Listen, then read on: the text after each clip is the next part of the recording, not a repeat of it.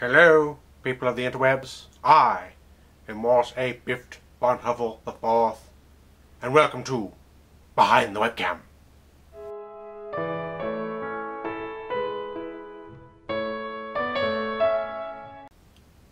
On this episode, I am proud to bring you another intelligent, witty, sophisticated type. Another person who has cunning, talent, and all those things you could want in life. Please join me in welcoming to the show Behind the Webcam, Sydney.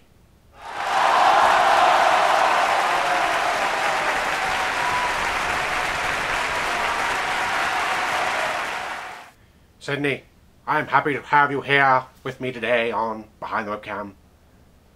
So, let us get right to the questions. Let us not dilly-dally. We shall begin right away. Tell me, how did you get into internet writing? How did I get into internet writing? After high school, after my senior year, the greatest year I've ever had, that surpassed every bad thing that I've went through in middle school and high school together. I had a big confidence boost. I felt like I could do anything. So, on the other site, that's been, changing, but had great people on it before. I took a chance with my blog being gay, and the feedback was incredible.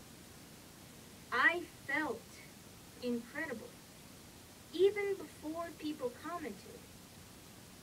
Just something about the subject matter of homosexuality and my thoughts on it I wanted to express. I know it was different from everyone else's, but I wanted to take a chance. And the first person, Les, he gave me that chance. When I moved on to Manic Expression, people gave me that chance. I connected with more people, and it felt so right. Greg, Ratinator, Jason on the House, Lindgren, and so many other people. Bossman gave me that chance, and I love you guys. You're like my family, especially Mark. You probably don't know Wallace, but he's a great guy too. Yeah.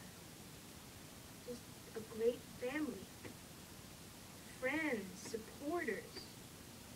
People who can't hurt you. And even when they do, it's only for criticizing. And that's well deserved. And I'm really glad I got to be friends with so many people. So many of my family. And I'm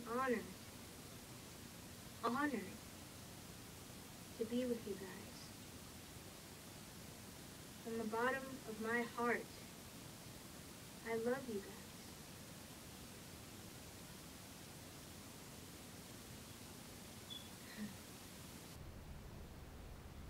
Oh, such a beautiful answer. Your humbleness and your honor are so powerful. I am rendered almost speechless.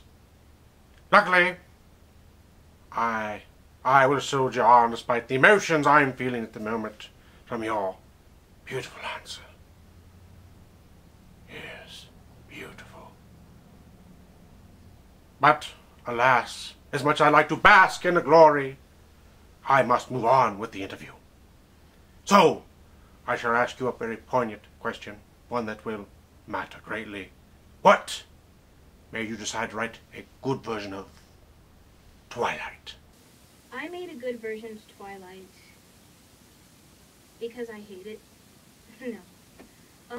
Because the fan base was pissing me off.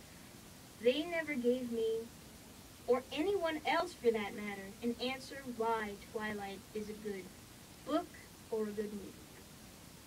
Girls have said, oh God, it made me cry. Why? Oh God, it's the greatest romance that ever came to be. Why? Why? Everyone stated why they hate it, why it sucks, why it's offensive, and you can't give me a reason why? No. 3 things that I think is wrong with the fan base. Number 1, there's crack in those pages that they snorted. It's just hidden in there. Number 2, they're just full-blown idiots, or weak-minded fools, as I like to call it, that read between the lines of the font that only the most intelligent being could decode. Or number 3, they're just lonely little bitches. And psychotic. Thank you, New Phoenix Films, for showing me that blog about those crazy bitches. Setting people on fire, shanking them, because they don't like a book? Because you don't like a... Anyway, they're a little too extreme and they never gave me an answer. It's the short version. The only character that I care about, and this is the number 2 reason why I wrote Charlie, was because of Charlie. Yeah, he's dumb. Yeah, he has no parental instinct, and he's a cop for that matter. He's supposed to be protective, but he's not. He's a tool for the Mary Sue. Because the Mary Sue, Bella, is a teenager. She needs a parent or a guardian. Doesn't matter what they do, doesn't matter what kind of job they are, they just don't care what the bitch does. She could go off to Paris, or go off and break her arms and legs, and he'd be like, at least you get back alive. That makes no sense. You know, if my father caught me doing all that stupid shit, he would not only cut my behind, but he would slice my ass in half. But I wanted to make Charlie a sympathetic character in my book. I wanted to make him have a job where he hunted monsters. Hunted monsters! But he didn't really know how to talk to his daughter. He and his daughter are both distant, but he wants to grow and he wants to learn how to be a good dad. He just can't find a situation to be a good dad. He is a good man, but just going from that job to going straight into the norm and pretending nothing's wrong with the world, it's hard. I wanted to make him a sympathetic character, a more three-dimensional character, and if you see it, you should buy the book. It's on Manic Expression for $1. Plug. Crack, crazy, bitches. All excellent reasons to rewrite a story that has been so polarizing for those who are sillily enjoying it and for those of us who know better. But your version, well, it's so much more than a man can only take, and just $1! $1 for brilliance. I'm sure you have to pay much more for the original book, though I personally wouldn't. Actually, I don't purchase anything. The Family Trust Fund does, but that's beside the point. Oh, yes, I can see why you felt the need to rewrite this story and make a tougher, more virulent sort of character. Very monster hunter, yes. But I am impressed with your answer. It is brilliant, just brilliant. But we must move on. I can only enjoy your answers for so long. Now we must move on to the more difficult questions, those questions that will challenge your very psyche. So tell me, Sydney, if you had an animal sidekick to write your stories, what kind of animal would it be? If I had an animal sidekick, what would it be? It would be a toss-up between a red panda, and red pandas are the cutest damn things you will see in your life. I swear. Just look them up, they're adorable. And a snow tiger. Or a snow leopard? A white tiger. I always call them a snow tiger. A white tiger because they just look cool. They'll rip your face off in a heartbeat. But I really think they just look cool to me. Yeah. Red panda and a snow tiger. And we would travel in my book or adventure that I would write. We would go through the depths of hell. We would travel to Mount Olympus. Or we could just find Potland and chill. No, I don't do drugs. What? Red pandas, white tigers, snow tigers, it is of little consequence. The narrative. The narrative is a thing, and you have constructed one that I appreciate greatly. The depths of hell described, perhaps only better by Dante himself. Yes. It would be impossible for one to miss the brilliance there. I continue to enjoy this interview and your answers, Sydney. So I, Wallace A. Biff von Huffle, shall move along to the final question. Here it is. Would you rather have a statue built to your greatness or an abstract memorial? Take your time in answering that question.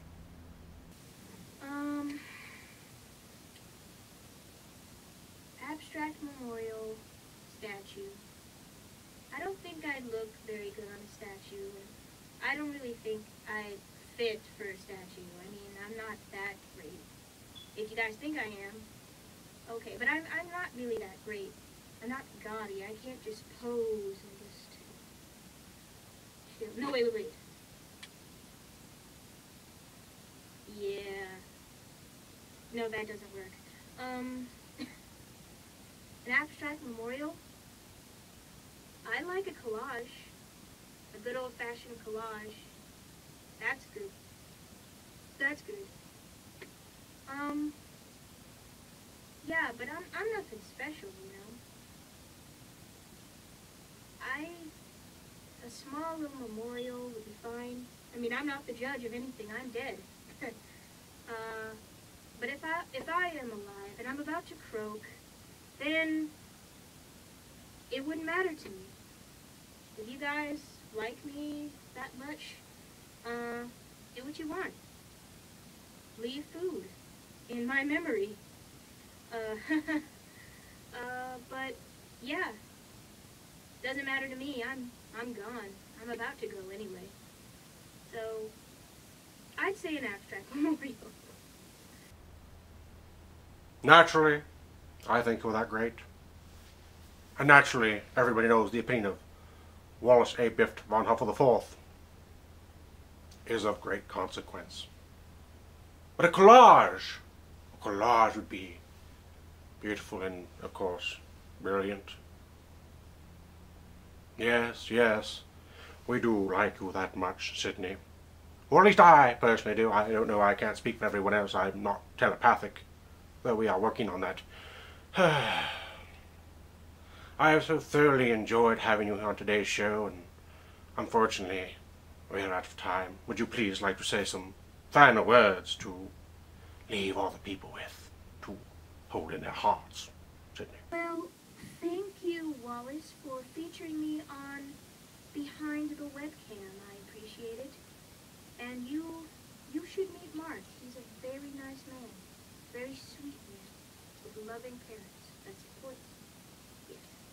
Now, if you'll excuse me, I'm going to do some females and some blow. No, I don't do drugs.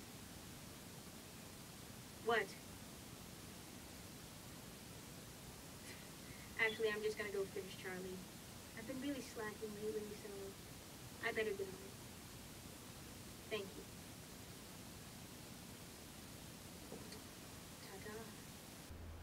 Mark, you say? I've never met him. And I also doubt that I want to. I'm very funny about strangers, but that's just me personally. Ah! You have to get to work? Well, naturally, I would be remiss in holding you up from that. So we thank you once again, Sydney, for being on Behind the Webcam. That will wrap up today's show. Naturally, I would like to say that if you would like to be a guest on Behind the Webcam, please leave a comment below, pointing in this direction. Not towards my groinal area, but towards the comment section. Thank you. Or you can send us an email. However it pleases you to do so, we would be honored to have you, I'm sure. So, thank you for watching. Thank you, Sydney, and have a good night.